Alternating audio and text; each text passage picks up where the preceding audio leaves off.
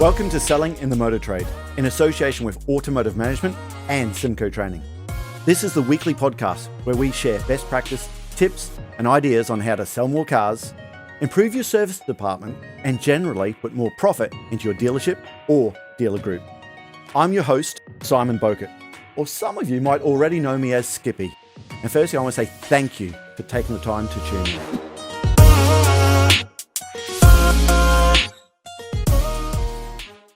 Hi, welcome to another episode of Selling in the Motor Trade. Hey, today we're going to start off with a question. The motor trade, is it still an attractive job for someone starting out? Your son or daughter, if you're given them advice on what they should do when they finish school, would you recommend the motor trade?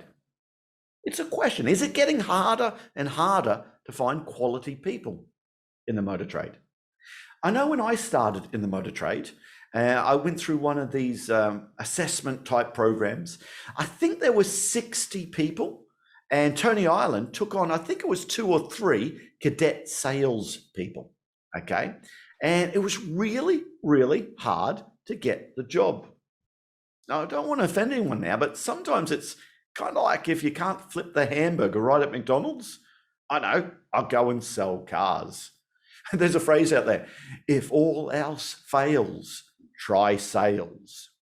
Now, I've got to say for the record, I don't think that's fair. I love our industry. I still believe you can earn really good money for the right people in the industry. I think selling cars is the highest paid hard work, but the lowest paid easy work. So here's a question. I'm joined today with our operations director, Andrew Clark, and we want to kick around some ideas of how do you find the right people to join your business? Do you actually just put an advert in a paper? Remember that years ago? Advert in a paper. What are you doing to attract people to the industry? Okay. Actually, group selection days used to be the rage 20 years ago. Do they work? Do you still do them? So that's what we're going to be talking about, getting quality people into your business. So welcome aboard, Andrew. How are you today, sir? I'm good, thank you, Simon. How's yourself? Yeah, very good. So let's go back and give our listeners, our viewers, a bit of background. They've already heard that I went through one of these group selection days. How did you get your first job in the industry? Yeah, so back in the day, you didn't have big job adverts like Google. You go onto Facebook jobs. There's so many mediums now where you can look for a job and you can advertise. Back in the day, we had to buy a paper on a Thursday afternoon. It was the Chronicle job sections. So if you were going to advertise a job or look for a job, you had to be in that paper. And I remember picking out my job from a little 2x2 block. Junior salesperson wanted and apply. You had to fill in your paper application form and drop it off at the HR girl at this. I haven't been very sexist there, but it was walk in and hand your application in. So that's how we did it. Today, it's very different. It's probably easier today as a employee to apply for a role. Because if you look at the likes of LinkedIn, Indeed, It's now a one click. You fill in one application form, you save it, and you just click a button and it fires it to multiple recruiters. It's a very different. It's so true. I so many times with LinkedIn, I get people say, hey, Simon, I'm moving to New York. I'm moving to Melbourne. Can you give me some ideas where I could get a job? And my advice is always the same. It's so simple to get a job as a car salesperson. Go and put a suit on, okay? Shine your shoes on, okay? Go and get a whole lot of CVs or resumes, we would call them in Australia, okay? Go and knock on some doors, and I promise you, by the time you've knocked on 5 doors, you'll get a job at the end of the week. Now, I don't know if that's entirely right, but I tell you what, I know I've employed people. A man called Davey Igo, many years ago, he's probably listening to this. Hello, Davey. He was the guy that just knocked on the door and just said, hey, I want a job selling cars. Now, I loved people like that because they showed the initiative. They want to get out there. Okay, they want to do it. So listen, getting a job as a salesperson is not hard, but let's go through one at a time. Recruitment companies.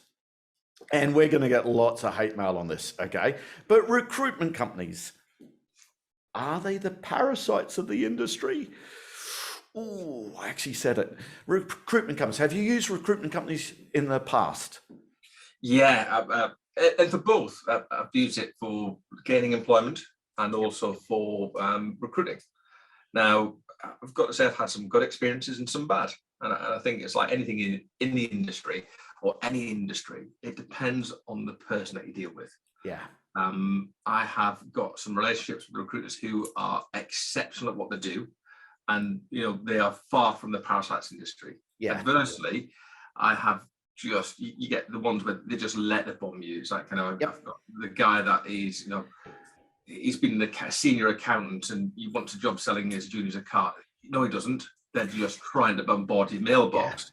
Yeah. And adversely, when I looked at moving my kind of career onwards, I applied with some recruitment companies, never heard anything.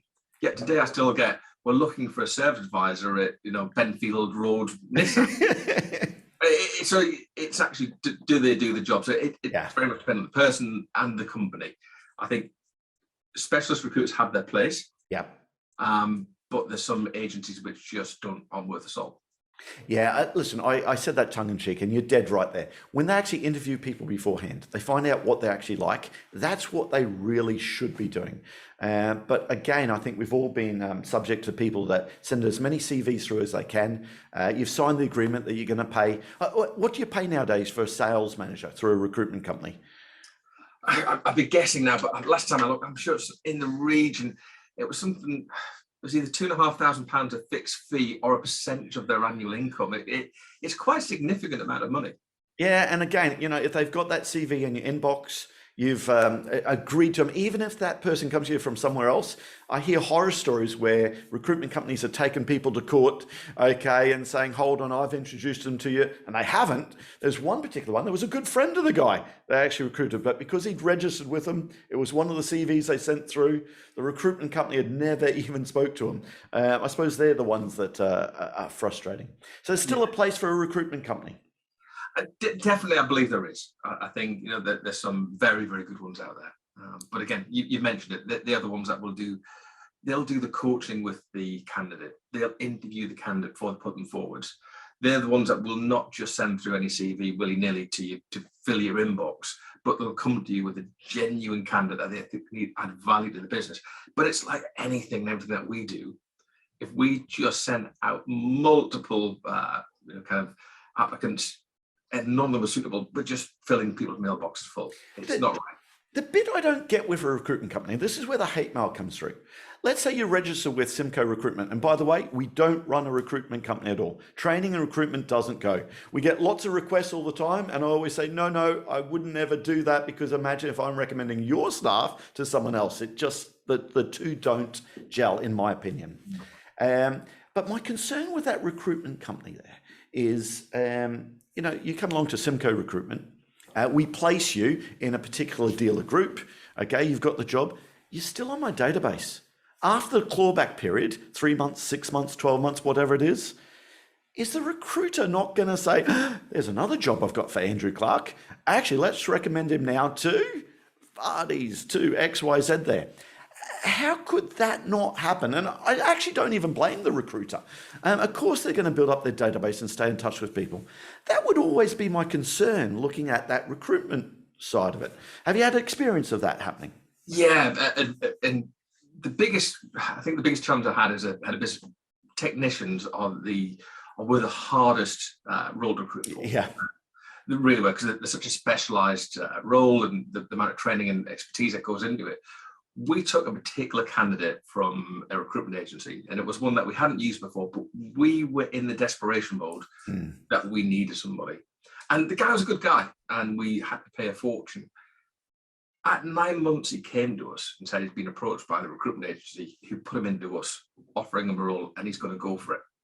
The guy was almost a mercenary, that he wanted more money from us, or he's going to leave, holding us to ransom. So first-hand witnessed it. And we agreed that we'd never use that recruitment agency again. Yep. But they weren't on our panel. Yeah. We've used them because they'd come to us and said, we've got a great candidate, which he was, but he was a mercenary, and we were desperate, so we took him. I want to go back to that. You were desperate. I tell the biggest thing, owners of dealer groups, managing directors, managers in the business, recruit when you don't need to. I see this all the time. You get a sales team, okay? They lose 2 or 3 people because they go off and do other things. They're desperate. They've got holiday periods coming up. It's March, September, or it's January, July's coming up, and they need to recruit very, very quickly. And you end up recruiting the wrong person, okay? Or in fact, it's not even that. The other salespeople are still in place. They become mercenary. They know that you need me anyway. Okay, what are you going to do without me? Recruit when you don't need to. We would almost say in Symco training, we'll employ someone actually even when we don't need them at that point. In fact, when we employ someone, we haven't got a full job for them to do yet.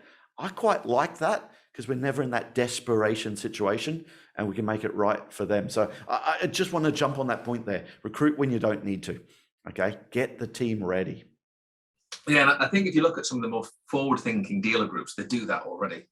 It's just, and you're absolutely right. You've all been in the position where they go, oh, we've got a freeze on recruitment. You lose one exec, you lose another, then you lose your third, and all of a sudden you become that position where you're taking anything just to fill a gap, and that can be more destructive to your team and your business than actually holding out and finding the right person or having them in the pipeline already. Okay, so we're looking at recruitment companies. And again, if you're a recruitment company, please contact us. In fact, come and we'll interview you on the podcast and let's talk about how you're different to what other people do and how you do that. So please feel free to reach out to us. Just contact Andrew or myself through LinkedIn. It's probably the easiest way to do that, okay? So let's go to the next stage, group selections. Now, I was first employed, I guess say through Tony Island. It wasn't a direct group selection, which I've seen over here, but it's kind of like that group selection. It was at a hotel and lots of people turning up. I want to call it more, it was a speed dating, if that's the process we went through. But what's your views on group selections? This is where you get everyone together and you select them. Have you done it before? What's your experience been? Like? Yeah, and I've been on both sides of it. My first role within BMW back in 1997, it was and I thought it was a one-on-one interview, and turned up with my briefcase and my shiny shoes, as you mentioned earlier, my CV ready, and walked into a room of about 80 people. So it was it took me back because I possibly was just that, I've got a job interview, I'm going to go to it. And they literally narrowed us down from 80 people to 10. Mm-hmm. At the 10 stage, they then took us back for another interview at the dealership. And from the dealership, we were taken to Bmw Assessment Center. And from the assessment center, there was 3 of us offered a job. So I've been through the process, but at that point in time, you had 80 people who were desperately wanting to work for BMW. Mm. And you had probably 80 of the good people in the industry who had experience. Great point. Do we have 80 people desperate to work in the motor trade now? I'm not sure. So one of the most recent recruitment days that we ran was for multi-vacancies from a hotel. As a dealer group, we were constantly doing dealer recruitment days, mm-hmm. And a very forward-thinking business. So we were recruiting for roles that potentially weren't there, or we're increasing our I'm trying to think of the word of it, our talent pool. Yes. Yeah. So even if there was someone who was very talented and we look up and didn't have that role, we'd started that journey with it at that point in time. The last one we did was Central Scotland, mm-hmm. Quite a big area to covering for about 4 dealerships. I think we didn't see 15 people all day. Yeah. Now, the biggest thing that we took from that, and I've heard this said before, when you do these kind of days, you pick the best of a bad bunch and you put them forwards. We did it slightly differently. Okay. We did not recruit anybody from that day. Yeah. Because they didn't match what we were looking for. And I think that's the most... Andrew, that takes some balls to do that. I admire you for doing that. Does that always happen, though? I have seen it where people take the best of a bad bunch. But it goes back, if you're recruiting somebody and they've all said the same thing, and it's a bit like buying a car from the auction, isn't it? You get the auction and you're looking at a batch of cars and you're running out and you need to buy something. You're buying, for want of a better word, a bit of a shitter, but you think I can polish it and make it look good. Yep. That car will always lose money. Guaranteed, not go over age. And same with recruitment. If you just take the best of a bad bunch, think you can polish them into a salesperson, it's not going to work. Yeah, I could say that has always been one of my concerns. Having run them, and in fact, a quick war story. When I first started Symco training, so we're going back in 2000, and I was running group selection days, and we were doing them. And I'm going to say they were effective back then. There was one in Cork in Ireland, and bless the guy. The guy was 19 years old, something like that. He turned up with his mother.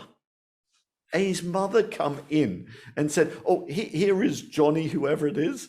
And she said, "Oh, can I stay with him?" I said, "Well, okay, I understand you need to drive home, but we can get you tea and a coffee, whatever." He said, "Oh, can I come with him as part of it?" I thought, this is madness. Well, are you going to be employed as well? When he's selling a car, are you going to come with him? And bless him, he didn't quite make it to the first cut.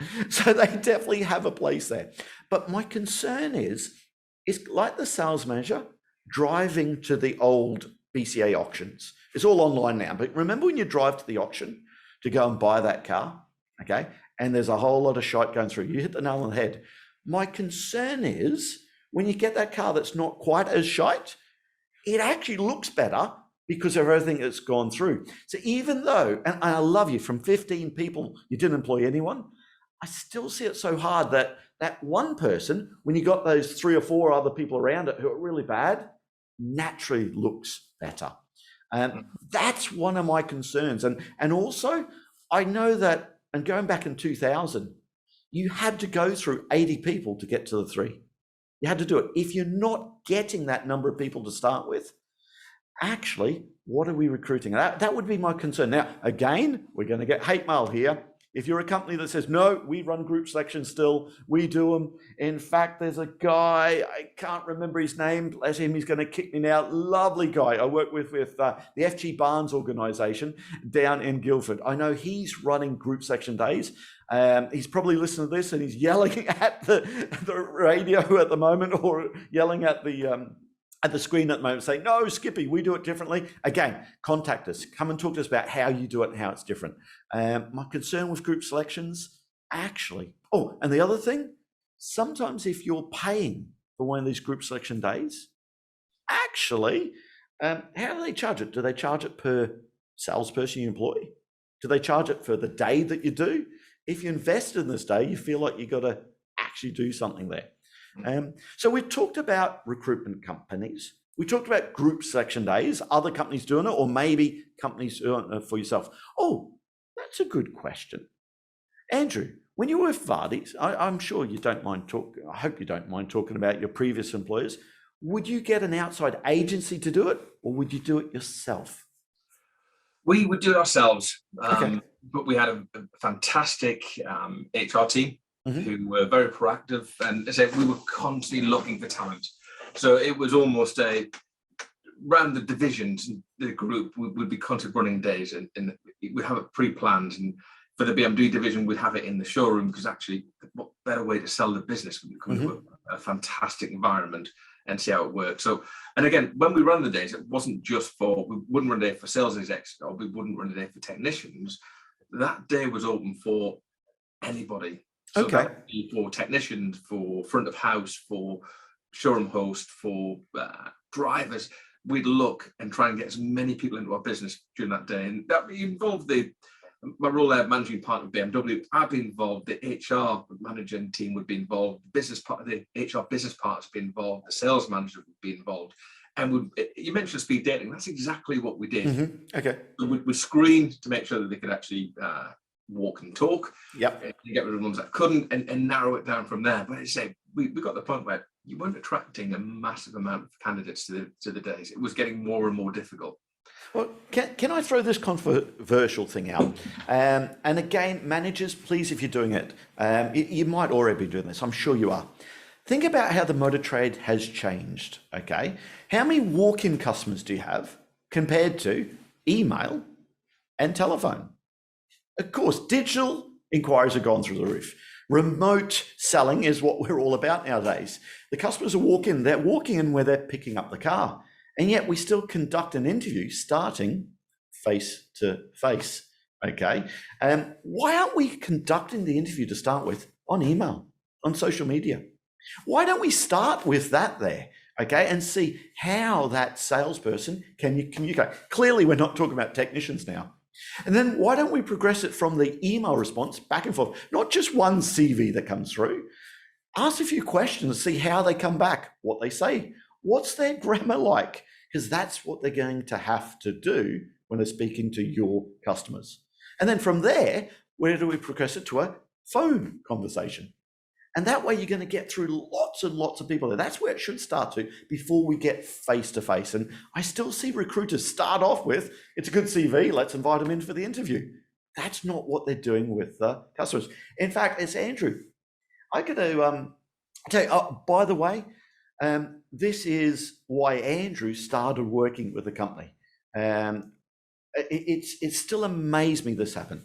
I get people contacting us all the time saying, hey, listen, I'd like to be a sales trainer. You trained me years ago. Can I be a sales trainer? I want to be a sales trainer. That sounds like a great job. I really think I can do it. Now, our training world is in this world. Andrew, you're in the studio at the moment. We record so much of our training is digital nowadays. That's where we're training people all over the world. It has to be digital. So I turn around and say, hey, listen, we're looking for a sales trainer at the moment. Have you ever sat on a training course and think, I could do a better job than that? Okay, if that's you, do me a favor, send through a video, okay, of why you think you should be a sales trainer. Andrew, how many times do you think people send through videos when I ask that? I've got a feeling it might be one person. Yeah, you know what? When I did it, when you come on board to the company, you were the only one that did it. Now, don't get me wrong. We had lots of people saying, oh, yeah, I think I can be a trainer. Here's my CV. Can you give me a call? I had one person say, when's the next time you're coming down to London? Because I'd love to meet up with you. We're based in Cheshire. Okay. Yeah. So the next time you're down in London, because you travel lots, why don't we meet up? No, I'm not going to go out of my way for you. Okay. But I tell you what, we work in a social media world. We work in this video world. So again, do the same thing. Sales managers, if you're going to be recruiting someone that needs to do see it now videos, they need to communicate in that medium. Why don't you ask them to send you a video to start with? Okay. Now, again, some of the HR people might be jumping up and down and say, actually, we can't do that for legal reasons. We can't ask their age and stuff like that. Listen, I'm not a HR specialist there. Okay. So please clear it with your HR department. But it just amazed me in our world, okay? And, you know, in the past, we have had lots of videos, okay? But your video was sensational because you did research on the company. In the video, you did why you wanted to be a trainer, okay? You looked directly into the camera there. You had presence there. And we thought, wow, this is something we need to do. We started with video. Then it was a few email conversations. Then I think, was it 2 or 3 phone conversations before we got face-to-face?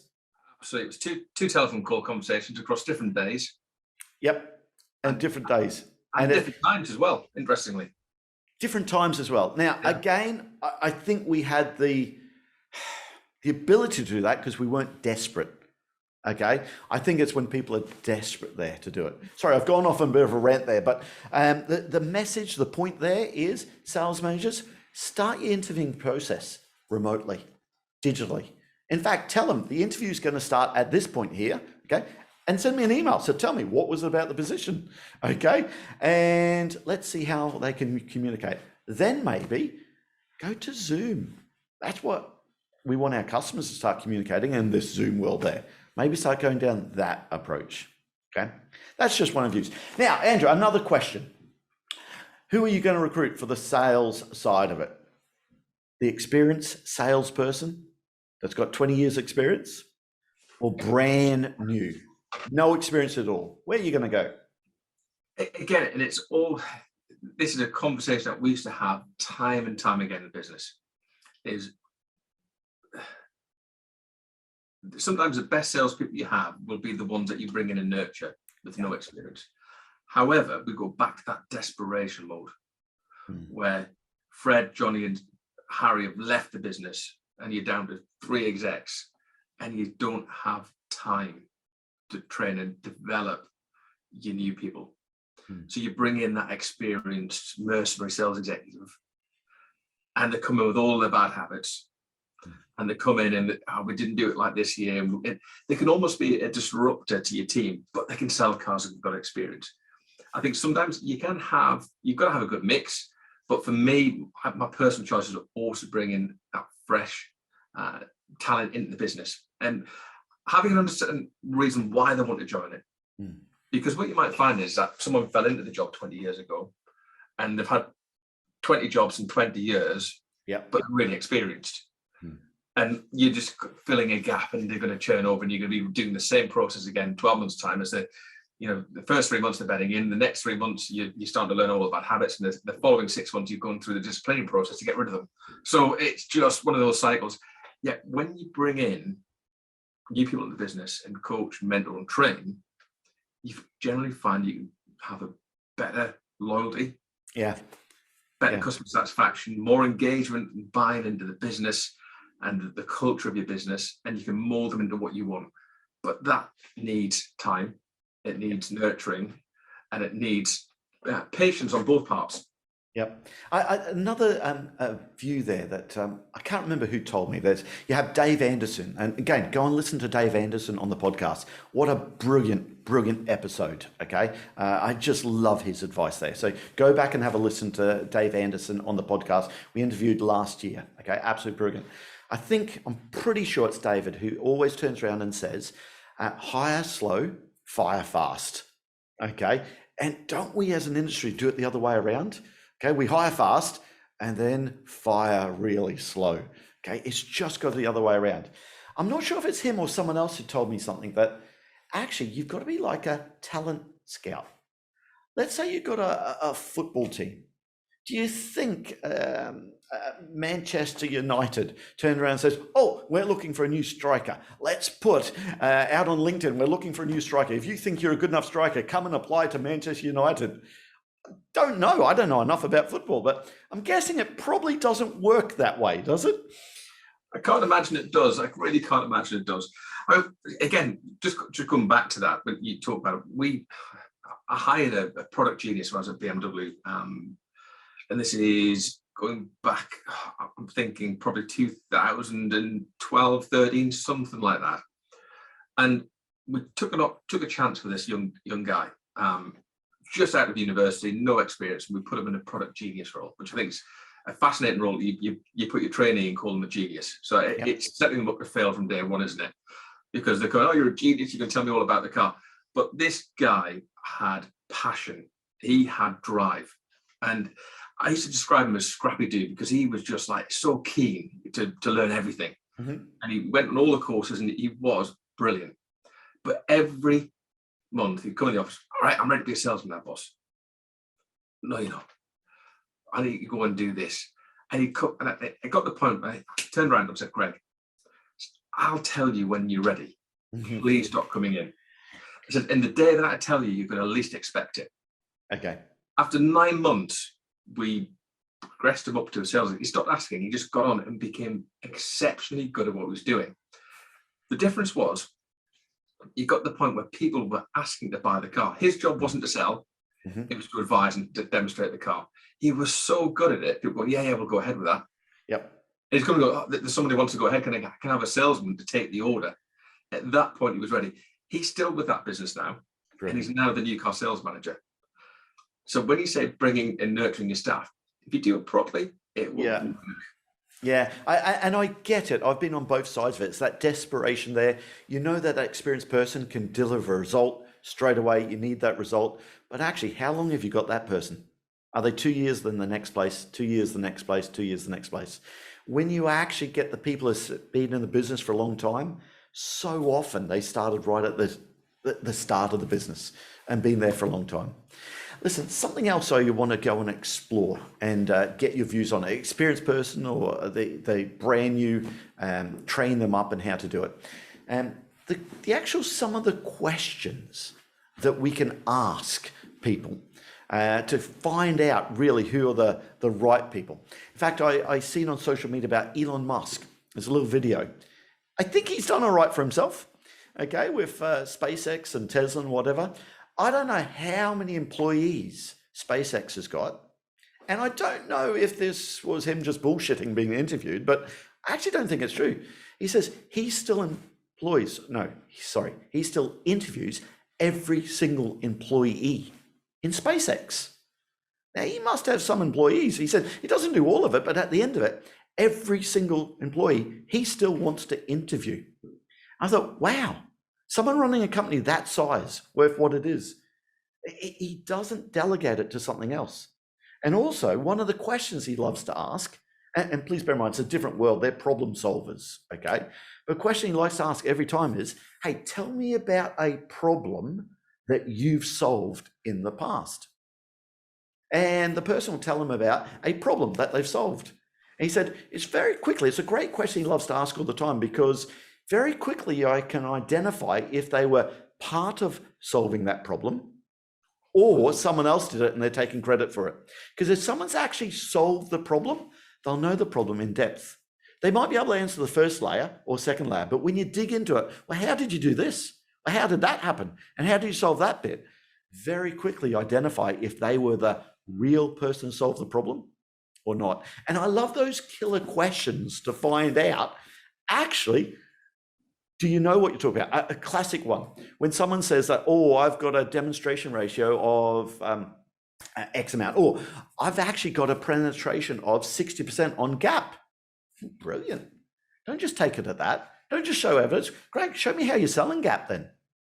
And so often I ask them that question after question, how are you selling gap? You got 60% penetration? Selling it like that? How many customers know they've got it? We've got this thing called FCA now. It's that question after question. So let me ask you, are there any killer questions that you like to ask in an interview to find out if they really do know their stuff? You know what? Not so much that, but what I always used to like to do is ask, and you could see the delegates get really stumped by it. And I used to ask and try and get in front of everybody that came into the business. But would be, what's your biggest strength? Because they like to sell it. You've been a trainer too long. The delegates. You mean the person looking for the job? Candidates. The candidates. Yes. Yeah. Bring them in. Ask them what was their biggest strength. What's the strongest asset they have, and what they're going to bring to the business. And they'll tell you straight in off the. Adversely, what area do we need to develop? What's your biggest weakness? And that to me was always a killer question, because when you get the salesman who knows everything goes, well, I haven't got any. That's just not the right candidate for us. When did I say, well, do you know what? Actually, I struggle with this, or in the past I've had experience with that. If they can acknowledge there's areas of development and they're quite self-aware, we could work those people. Because actually, when you bring them on board, they're going to be open to your way of doing things, the company's training process. We've found they're much better candidates to bring on the business, because the ones that go, yeah, I've got no weaknesses, probably have, they just don't realize it.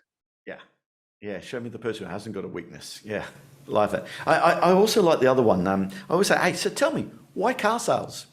And we've got to be careful with this, because I know lots of people that cars are in their blood. I know Johnny Dorbar, he still loves cars. I'll be honest now, after 32 years in the business, I don't want to say cars bore me. Okay, that would be fair to say. I still love the motor trade. I want to get the motor trade because the car's there, but maybe it's going to be something quite special to float my boat. And I always think we're a people business, not a car business. And that's why I love to ask, hey, so tell me, why cars? And when people are saying, well, I just always like cars is my passion, whatever. Yeah, okay, but I want to hear more about, actually, this is a people business. Why do you think you can sell cars? And hey, what was it about why did you inquire? Why did you want to be a car salesperson there? I just like questions like that there. And also, if people who have not sold before, listen, tell me, what makes a great salesperson? You must have bought things before, sofas, houses, okay, mobile phone contracts, okay? Tell me, what makes a great salesperson? And when they start saying the gift of the gab, and they had the cheapest phone there, they had the cheapest one there, oh, they haven't got it. I want to hear people, the gift of the ears, okay? They listen to what I was looking for. I love that. Any other killer questions that you like the idea of? Do you know what? Not off the top of my head, Simon. I thought you might go down. The Jordan Belford, the sell me the pen. Okay. I never used that. No, me neither. Me neither. I'm glad I didn't. Okay, sell me the pen. I get the idea of this. So many people will go into it's got this, it's got that. I think his point of that is, hey, what do you need the pen for? Okay, he wants to not sell the pen. What do you need the pen for? You need the pen for to sign this check that's got millions. That's the true value in the pen. I think that's the point of what he's trying with that one. I've never asked him. I've actually not dug into it too much there. But it brings me on to something else. We talked briefly about Manchester United. They don't advertise for players. They have talent scouts. They're constantly looking for talent. In our business, we're constantly looking for really good people. And if they're good people, we're employing before we got a job for them. Okay? We're looking for good people and talent scouts. So something I would urge sales managers to do. And again, this is old fashioned, but it works. Always be looking when you go and buy that sofa, okay? And you get that great service. You get that mobile phone, that estate agent, that any other industry, that insurance salesperson, I should say. Go and attract those people. Get them into our industry there, okay? Because you know what? You've seen them in action. You've seen if they follow you up. In fact, I got a lady here trying to sell us marketing, okay, for our company. Bless her, she's a nice person, but I've set up meetings with Zoom to talk about what her company can do for me, and she's missed them. I've sat there waiting for it. I had a family emergency, so many excuses. I said, send me through your proposal. Today she said, do you want to do anything? I'm still waiting the proposal. I thought I sent that through to you. She's a lovely person, but her actions don't follow up what she says. And actually, I love to see people doing what they're doing. So I urge people to go out there and look for it. But also, I'd add one thing to that. Sorry, I'd add one thing to that. Not necessarily do they have to be in a sales role currently, even if it's a different industry. Great Some point. of the best people we can see, if you get great service in a restaurant, in a bar, and you've got someone who's a people's person, you mentioned it earlier, that is our industry. Yeah. Talk to those guys, because actually, how much more money could they be earning selling cars? And I've seen some fantastic people come through from the kind of the service industry into this automotive industry and really succeed. Yeah. Again, I'm not a HR director, but can we still do that? Listen, I think you're going to be great for us, but listen, what I want you to do is come and work for us for the day. Okay, we'll pay you, we'll look after you, but listen, I want you to work for us for the day to see if you gel with our team. Maybe it's the weekend. Okay. In fact, I tell you what, some of the I first got into the world of training where I was interviewed. I said after the interview, I don't mind saying it's Will Holden, Sewell's Training International, I think they called it at the time. He interviewed me, put me through a psychometric profile. He said, right, that's the interview, we'll let you know. And I think what got me the position, I said, well, listen, can I just stop and have a chat to some of the other trainers here? Can I spend here for the rest of the day with you? Can I sit on some of the courses, see what you do? He said, okay. I just stayed there for, I don't know, it must be about 4 or 5 hours there, speaking to all the other trainers, speaking to what they do, how they do it there. Okay. I'm almost certain that got my position there. He asked me to come back and present some training, do a bit of a training thing, which I was crap at, and I stuffed it up. I lost my way, but they still gave me the job because I think they maybe felt sorry for me, but I also think it's that I just did it. Can we still do that nowadays? Come and work with me for the weekend, okay? And let's see if you gel with the team. I think it's a great idea. I'm not sure how it stands with some of the bigger HR teams, or maybe the company's insurance. I got people probably going to be sending me emails again abusing me there, but I love to I love to do that. Hey, if you're wanting a job, go and offer. Say, hey, listen. In fact, Robin Luskin, one of our clients, great operator, definitely punches above his weight there. He says in his podcast interview, he would say, listen, boss, don't pay me for the next job. I'll just go and do it. Okay, don't give me any more pay. I'll just go and do it. And in 6 months, 12 months time, go and have a look and see if I'm worth it. Okay, he'd say he'd always go and do the job first. Hey, listen, if you're a want to be a sales manager and you're a senior salesperson, just start doing the job before it's given to you. Okay, maybe that's what we can do there. Now, again, HR directors, okay, my email address is simon@Symco Training. That's when you can abuse me and say, get up to date, but we don't pretend to be a HR company at all there. Now, what else can we do though? Where do we start looking for talent? Let me go back to schools, sixth form, okay? Are we an industry now that people want to join? Okay, can we actually go and promote what we can do to the colleges and the local community? Can we let people know that, hold on, this is an industry that you earn good money? Have you ever done anything like that, Andrew? I haven't personally, but I do know that one of the previous dealer groups I worked with are doing it now. They support and sponsor school sixth form job fairs. They get involved in giving brief talks during their careers days, and they start early. Yeah. And I think you've got to look as well as how the industry is starting to change. I think they recognise that the 6.5 days a week, 7, 8 o'clock at night, just isn't for everybody, and that was a big barrier to people coming into the industry. It never was the money; it was the hours. And I think we got to block. And there's more and more businesses now adapt and change that. Yeah. So this certainly this dealer group is very, very forward thinking.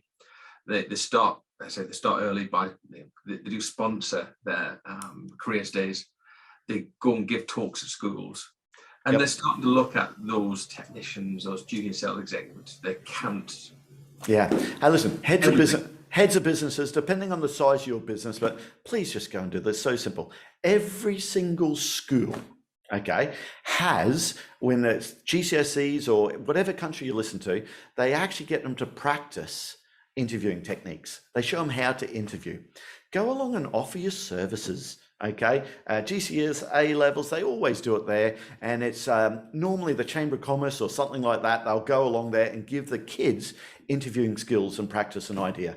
You know what? Why don't you go along to every school in your area and say, hey, listen, when you're doing interview skills, why don't you actually have our managers, our HR director come along and actually put your kids through some interviews? And actually, you might help the community there, but also let people know that this is an opportunity there. Simple little things that could be done. I just like simple little things like that.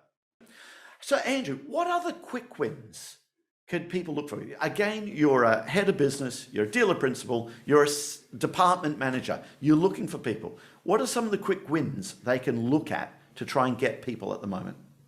I think social media still can play a massive role in terms of recruitment. If you look at how we've changed our advertising for cars, why can't we use that for advantage on recruitment? Yeah. So I have seen some very good wins of using Facebook advertising just to advertise those career days, or LinkedIn. Yeah. The amount of people now who can, I'm looking for somebody on LinkedIn and share it. Again, that seems to build momentum because it might be the person you're directly connected with, but they might know somebody. And it's just that networking. And I think that can probably build a better opportunity to find a good person than a mass advertising campaign. And again, privy to a conversation on Facebook the other night, this sales executive gone, look, I've just lost my job. I'm willing to travel up to an hour. And literally within about 45 minutes on that particular post, there was about 30 replies. Yep. Have you tried this? Have you tried that? And then one went, look, send me your CV. I'd love to have a chat. So lots of ways for both candidates and also for employers to actually find that out. Yeah, we love LinkedIn. We're obviously a business to business company. So LinkedIn is our bread and butter. And I've got to say, the amount of times that when we're looking for someone, someone who doesn't even follow us, it gets forwarded onto them and say, have a look at this. I know you were looking to be a sales trainer. Why don't you try this one? Why don't you try this one? It's just amazing in that network, what can actually happen from there. And again, do videos on LinkedIn, actually. Sales of the business. Yes, we need to promote your business, but please make sure you don't over promote it. Too many times I've heard a sales manager take the top salary that their top salesperson is earning and telling this brand new person in the industry that, hey, listen, you can actually make 115 grand a year, okay? And listen, they can make 115,000 a year, but maybe they're not going to make that in their first 3 months. And actually, why are we doing that there? Okay, you might be desperate, you might get someone there, but how long are they going to last? Okay, so sell your business, but let's not oversell it. What's the phrase? Over promise and under deliver is what happens in recruitment. Another pet hate when we're actually interviewing people, giving people all the answers. Okay, talking all the time. In interviewing, you've got to make sure that you're asking the questions. Get your questions planned out beforehand. Okay, again, we're not HR directors here, but we've just done lots of interviewing. I have a standard set of questions I always start with when I'm asked to interview someone. It's the same questions I start through because I want to make sure that I've got some structure on what I do, and I remember to ask the right questions there. Okay. Hey, any other tips and advice for quick wins for people, Andrew? No, I think that the biggest thing is, I think you pointed out there, was when you've got that candidate and you're in front of them, is I always would paint probably the slightly blacker picture than it actually is. Yeah. Because actually, when they come on board, you don't want any nasty surprises. The cost and time involved in recruiting that person, if they're the right person, they'll come on board with a real true picture of what's happening in your business. I have seen it all too often where people do paint this amazing Rembrandt of a scenario, how it's going to be wonderful. And then on day 7, they go, what the hell have I done? Yeah. It just paint a true picture, and also make sure you have a fantastic induction for that person. Because if they come into your business and they haven't got an induction and they haven't got their logins, you could find you back recruiting again very quickly. Yeah, so true. So true. When they turn up, make them feel proud. Sean Kelly from the Vines Group, his welcome pack is sensational. And Sean, I know you're listening to this, big fan of the podcast. Sean's welcome pack is when people turn up, they really are welcome to the Vines organization. They really do feel part of it there. It's not just, there's your desk, get on with it. So true. Okay. Well, listen, I love to have these conversations about putting the world to right. Please let us know what you do with recruitment. Share this episode with managers in your organization that need to hear it. And we'll speak to you again next week. Thank you. That just leaves me to say that all details of this episode and other episodes on the selling in the motor trade can be found on our website, symcotraining.co.uk. Go there to get a copy of our book, Words That Sell Cars. Go there to sign up to a free trial of our Sales Fitness online sales training program. Easiest way to get hold of me is Simon Bowkett through LinkedIn.